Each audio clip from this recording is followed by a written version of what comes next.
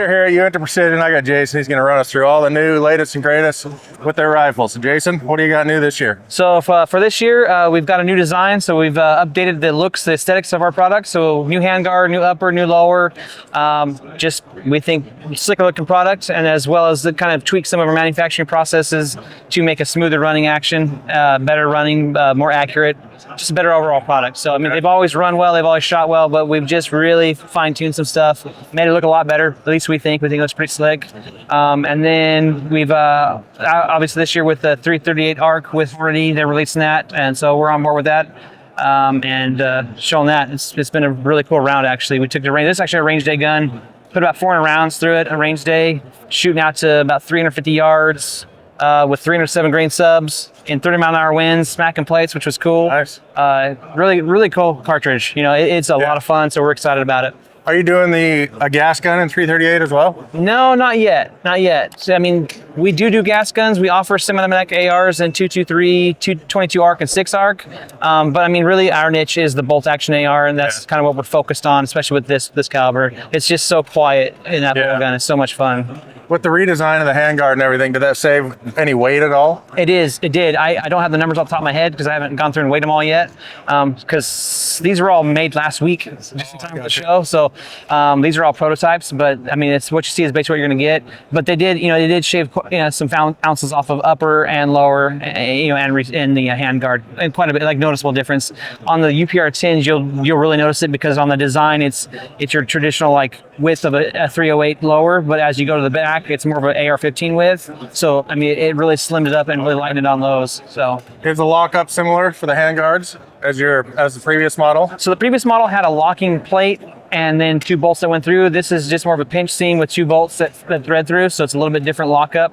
But again, it is non-proprietary, so if you want to switch handguards, you can still do that as well. Yeah, that was one of the biggest things feedback we got from customers was on the old style, handguards were always changeable, but they liked it to be more streamlined look. And so what we did on the upper receiver specifically was we flared it out at the end to match the new handguard. So one of the main points people have is like, we don't like the way the handguard looks when it touches the receiver. And so we kind of blended that in and made it look a lot better. So. And are you guys offering stuff to where a guy could buy the parts and build it himself? Not yet. That's the direction we'd like to go, but the issue is a lot of people still don't understand what we're doing. That it's an actual turn bolt action, a 3-lug bolt, 60-degree throw, and so we've had some confusion where we put our bolt action barrels on the website, and they buy them and they stick them in their gas gun, and they go, it doesn't work. You know, it's like, well, yeah, it's a totally different system. So try to put out some videos that explains that. I would hope in the next year or so we'll start offering that where you can buy each individual component and then kind of similar as you go. So what you did the same upgrades to the 308 platform? Yes. Right, with the handguard and the lower receiver. You got Is there anything else in the larger platform that you guys have different calibers or anything like that you're coming out with? So we're adding, it's not on the website yet, but we're going to add 22 Creed to the lineup as a standard offering. We've done it as a custom, but it's got enough support now that people really want it, so we'll make that a standard offering as well, the 22 Creed. Thinking about 6GT, if you guys like 6GT, you want 6GT, let us know. We're kind of on the fence about that one because we could add it as well. Yeah. But the 22 Creed, we have a lot of demand for that one, so we will offer that one. And do you make the uppers and lowers and stuff in-house? We do, yeah. So uppers, lowers, bolts, extension nuts, the trigger, this is our stuff, yeah. And that was one of the things we focused on this last year. We would kind of we got to a point in-house, it was too much volume for us to handle in-house, so we kind of subbed some of it out. And then this last year, we brought it all back in. So it is all this is our stuff, so here. So that's our barrel guy, that's our bolt and extension nut guy. Richard's here, the designer, owner, inventor. So everything's in-house. A lot better control over things now. Yeah. And a lot quicker. A lot quicker. You know what I mean? Yeah, that's when you farm stuff out, you never know what's going to happen. With supply chains and whatnot. Unfortunately, that was where we're at because the volume we couldn't just handle in-house. But now we're to the point where we've refined our processes, got our machines dialed. And so we're ready to rock and roll. We're bringing that inside, and it is a noticeable difference when you get behind these guns and you run them. You can tell, which is what we want. That's what we pride ourselves on is one, American materials, American-made products, and the precision that we can guarantee. So that's we're at where we want to be, where we need to be. So. And it's all in-house. You're not trying to figure out a problem that someone else designed. Exactly. Yeah. You got it. You got it. Was there anything else you want to touch on?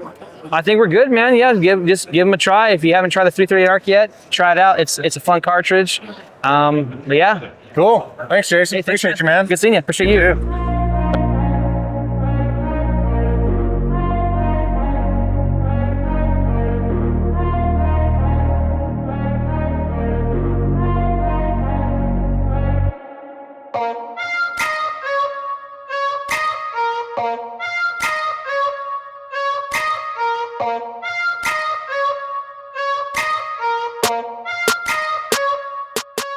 We're here at Faxon Firearms, SHOT Show 25.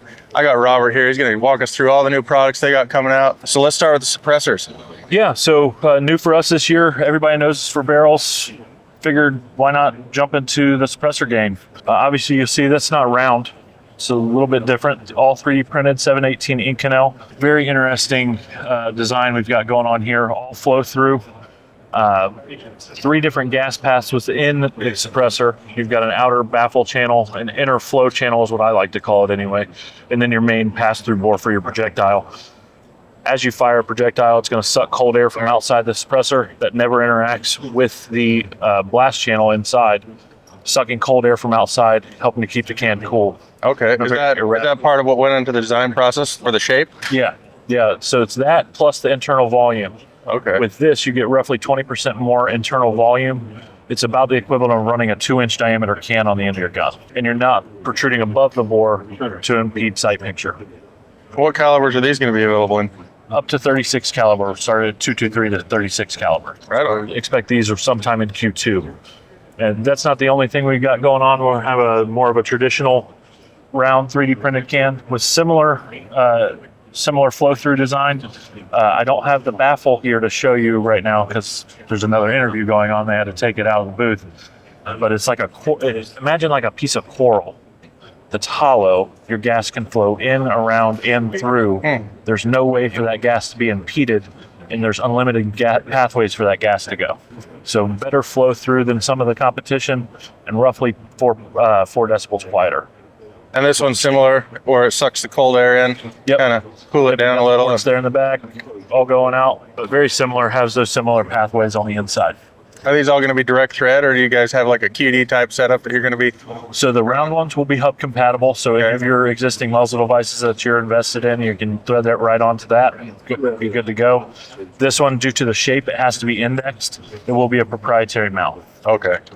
Are they all full auto rated? Yes, they're all 718 Inconel, so they're pretty hefty cans. Right on. Let's jump over and talk about that 338 ARC. Absolutely. All right, so 338 ARC is all the rage right now.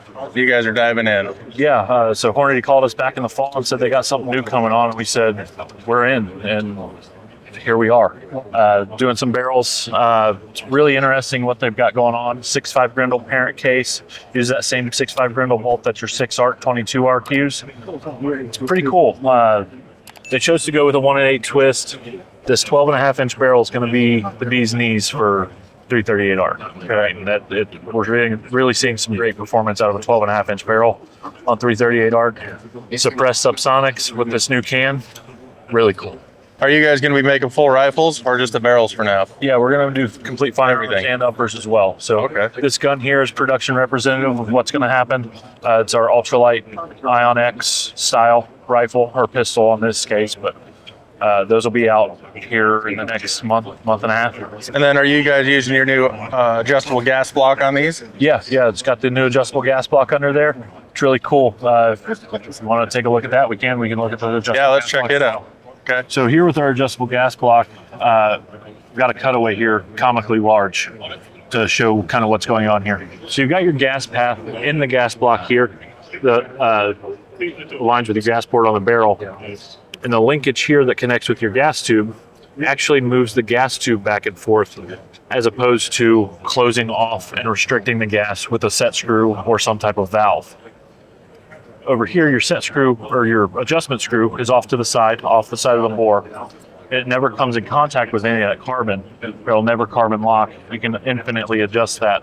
It'll never lock up on you. Obviously, we get the question a lot. Oh, well, you're moving the gas tube to affect function. In our testing, full auto, up to 5,000 rounds, we haven't seen any issues yet. And you're only moving roughly 1/8 of an inch on the actual gas block itself. it does. It's not enough to cause any problems. Are you going to need special tools to adjust it? Nope. So it ships with a 6-inch long Allen key, and we also milled a slot in the end of the screw so you can use a flathead. So can you pull this, if a guy did go to clean this, can he pull the innards out and clean it up? Yeah. So you pull the gas tube out, you pop that out. It would be a great time at that point if you wanted to clean it up. Just replace that gas tube. They're $15. Yeah. I'd rather replace a $15 gas tube than a $100 gas tube. Okay. How are these attached? Do they have set screws on the bottom, or do they have like a roll pin? Yeah, 3 set screws on the bottom. We do offer pinned versions of our normal gas block. I'm not sure if we're going to do that on the adjustables yet or not, but it could be a possibility down the road in the future. And what's the price point on these ones? Full-blown MSRP on this patent pending gas block is $80. $80. So that's not bad. No, not bad at all. Beating some of the competition on price and getting a lot of functionality. Yeah. Cool, Robert. I appreciate you taking the time, man. Appreciate you, Brian. Thanks. Awesome. Thanks.